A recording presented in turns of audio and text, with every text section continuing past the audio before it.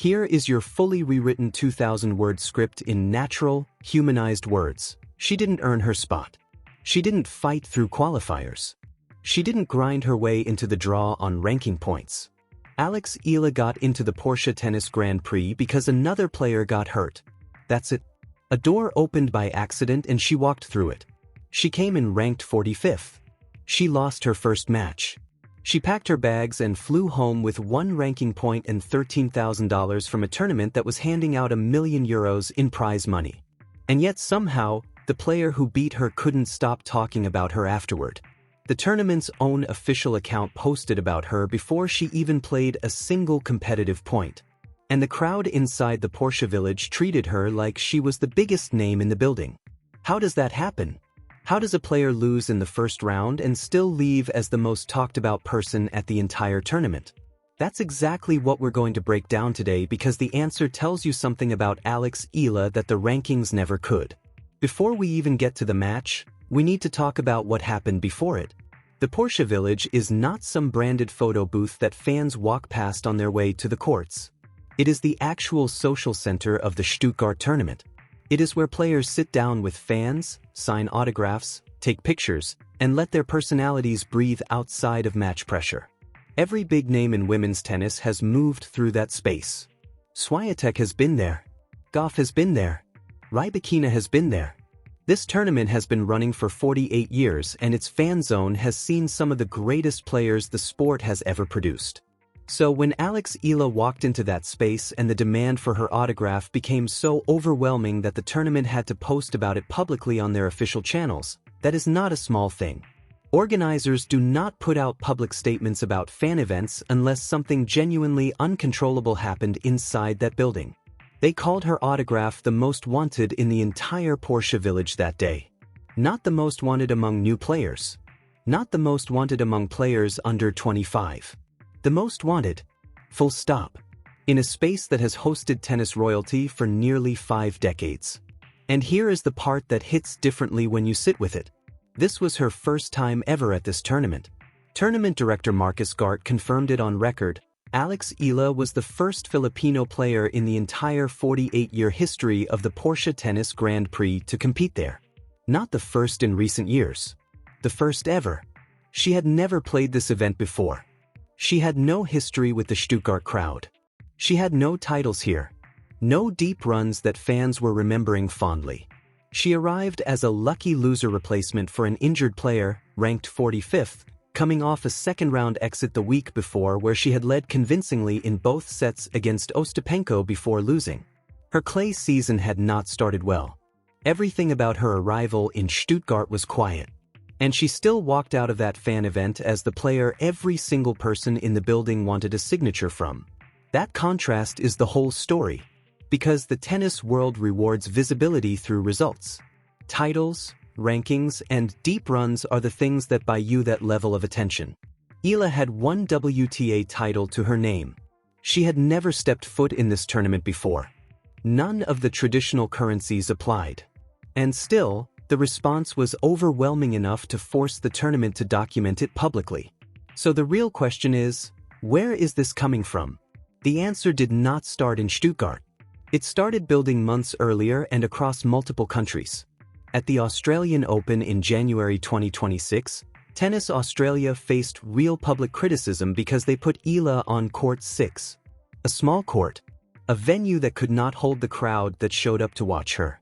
Hundreds of Filipino supporters were physically turned away and had to stand near a big screen outside because there was no room left inside. Novak Djokovic, who was in the middle of what was becoming a record attendance tournament, was asked about the energy around the event. He brought up Eala without being prompted. He said clearly, "She's coming from the Philippines, which is now a big deal." That is not a throwaway line from Djokovic. He is not the kind of person who says things he doesn't mean for the sake of being polite.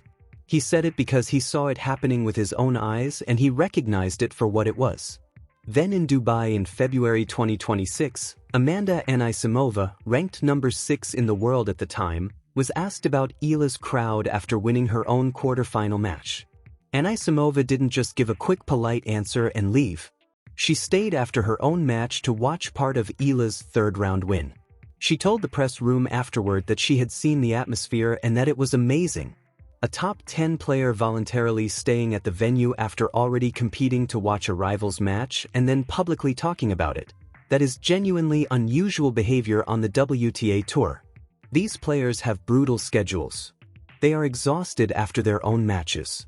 They do not linger courtside for rivals unless something about the energy in that building is pulling them toward it. By the time Stuttgart came around, this had been happening across multiple tournaments on multiple continents for months. So when Eala walked into the Porsche Village, she was not arriving as a stranger. She was arriving as someone whose presence had already been felt long before she got there. Now let's talk about Leylah Fernandez. Because her reaction after the match is where this story gets genuinely fascinating. Fernandez is 23 years old. Her mother is Filipino. Her father is Ecuadorian. She was born and raised in Canada and has played for Canada throughout her entire professional career. She reached the US Open final in 2021 in one of the most electric Grand Slam performances of the last decade.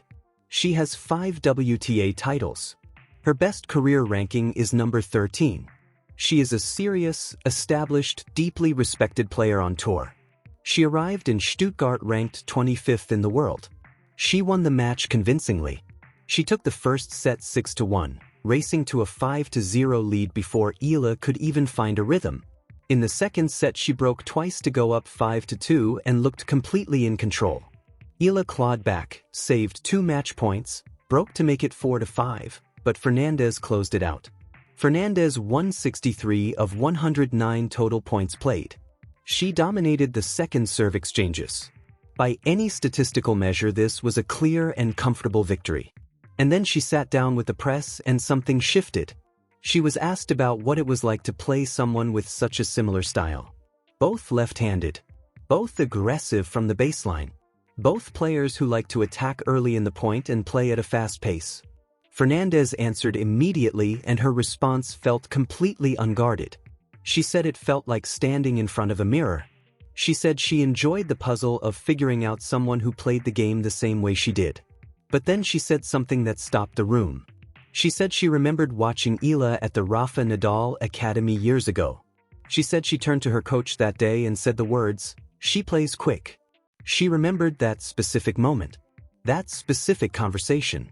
Years later, in a post-match press conference after just beating this player in straight sets, she reached back into her memory and retrieved a precise observation she had made about Eala before either of them had broken through on the main tour. You do not do that with players who left no impression on you. You do not store someone's movement in your long-term memory and pull it out verbatim years later unless that person genuinely caught your attention in a way that stayed. Fernandez was not performing admiration for the cameras. She was confessing something real, that she had been watching Alex Eala for a long time and that what she saw had never fully left her. But there is another layer to this that almost nobody picked up on. Fernandez revealed that at 0-30 while serving at 5-4 in the second set, her coach had to step in mentally and tell her not to relax. The message was direct. Eala is not going to go quietly, you are going to have to take this match. Fernandez had to be reminded, in the middle of winning, not to underestimate the person she was beating. That is not a detail that shows up in the match report. A 6-1 opening set makes everything look simple when it absolutely was not. And the fact that Fernandez needed that reminder, while leading, while in control, while on her way to a straight sets victory, tells you something about the psychological weight Eala carries even when the scoreboard is not going her way. Fernandez knew about the Porsche Village situation. She was at the tournament all week. She knew the organizers had posted about it. She walked into the match knowing exactly what kind of figure she was stepping onto the court against. She won clearly. And she still came out of the press conference offering nothing but admiration and something that looked very much like wonder.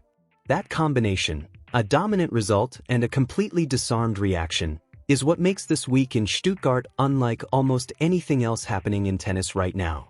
Eala spoke about all of this herself in a sit-down interview with the WTA during tournament week. She talked openly about the weight of carrying a fan base that travels across the world to watch her play. She said it can sometimes feel like a lot. She said that without knowing clearly who you are and holding on to what she called a spoonful of gratitude, the scale of the attention can become something that swallows you. That is a remarkably self-aware thing for a 20-year-old to say publicly. She also talked about what it meant to be the first Filipino player ever in the Stuttgart draw. She had watched this tournament on a screen for years before she ever had a chance to compete in it. She said arriving in person felt like completing a puzzle, that watching something from the outside for so long leaves gaps that only being physically inside it can fill. For someone who entered through an injury withdrawal, ranked 45th, in a city she had never competed in before, that is an unusually grounded and clear-eyed way to carry a historic debut. Here is where everything lands. The Porsche Village autograph line was not the headline. The headline is what it pointed to. Alex Eala is currently ranked 44th in the WTA Live rankings. Her career high of 29th, reached in March 2026 after a fourth-round run at Indian Wells, is still within striking distance. Madrid begins April 21st. The French Open follows on May 24th. Clay is the surface that will shape the next chapter of her season. But what Stuttgart exposed, clearly and without any ambiguity, is that the gap between Eala's ranking and her cultural presence in the sport is growing wider every single week. She came in as a replacement. She lost in round 1. She left as the player the entire Porsche Village was chasing. Djokovic noticed. Anisimova noticed. The Australian Open noticed badly enough to face public embarrassment over a court that was too small. And now Leylah Fernandez, a former US Open finalist with every professional reason to stay composed and move on, walked out of Stuttgart unable to talk about the player she just beat without her words softening into something that had no business being in a winner's post-match interview. Winning against Alex Eala apparently does not feel like enough for the person who wins. That is a very specific kind of power, and the scoreboard has absolutely nothing to do with it.